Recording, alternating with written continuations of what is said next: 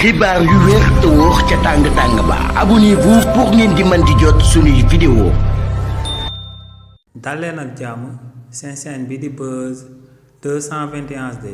démb ci question d'actualité bi nga xam ne moom le premier ministre bii di Ousmane Sonko dina amal biir assemblée nationale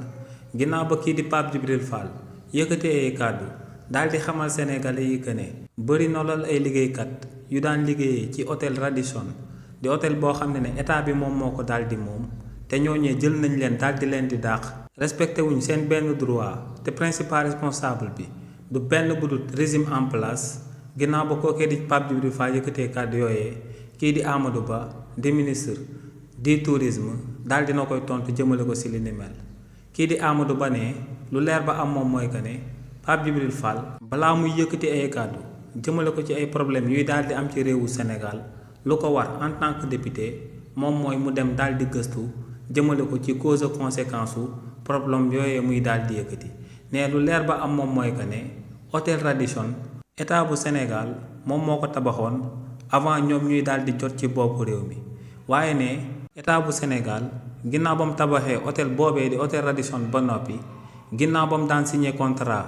di ut ki nga xam ne moom moo ko waroon a daal di gérer hôtel boobee ne ngandam scandale la daal di amal jëmale ko ci contrat boobee mu daal di signé moom ak benn société turque ne ci contrat boobee état bu Sénégal daal di signé moom ak société turque boobee nga xam ne moom moo waroon daal di gérer hôtel Radisson ne non seulement état bu Sénégal daa jël lu tolloo 15 ans daal di koy dénk société turque boobee ngir mu daal di koy gérer hôtel Radisson waaye ne yemul si li ni mel ci clause contrat yi dañ cee daal di boole que ne bépp conflit bi nga xam ne mën naa am ci diggante état bu Sénégal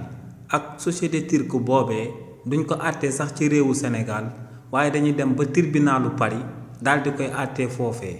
waaye ne yemuñ si li ni mel dañoo daal di wax que ne société turque boobee moom mooy daal di devenir politique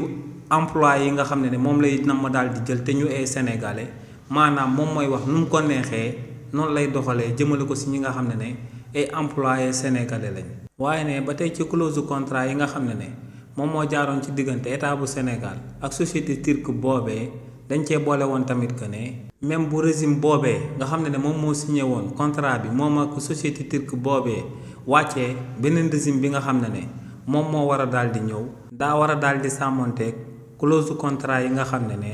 moom la état bu Sénégal daal di signé moom ak société turque boobee ne li ni mel nag moom moo sabab mu daal di xamal kii di Pape Djibril Fall que ne ci clause contrat boobee nga xam ne dafa daal di jaar ci diggante état bu Sénégal ak société turque boobee akub scandale la te ne scandale boobee moom moo wàcc di daal di dal ci liggéeykat yi nga xam ne ñoom ñoo daal di nekk ca Radisson te ne ñoom mënuñ ci dara ndax ne contrat bi nga xam ne moom la état bu Sénégal signé woon ak société turque boobee dañ koo protéger daal di koy codé fépp donc ne lu leer ba am moom mooy que ne état boobee nga xam ne moom moo signé woon moom ak société turque boobee ñoom ñooy principal responsable jëmale ko ci lu liggéeykat yi Radisson yi di dund actuellement ci réewu Sénégal ndax ne lépp dañ ko daal di tënk ci clause yi contrat yi te ne ñoom mënuñ lenn lu xanaa jéem a renégocier contrat boobee. xibaar yu wér te wóor ca tàng ba abonnez-vous pour ngeen di mën di jot suñuy vidéo.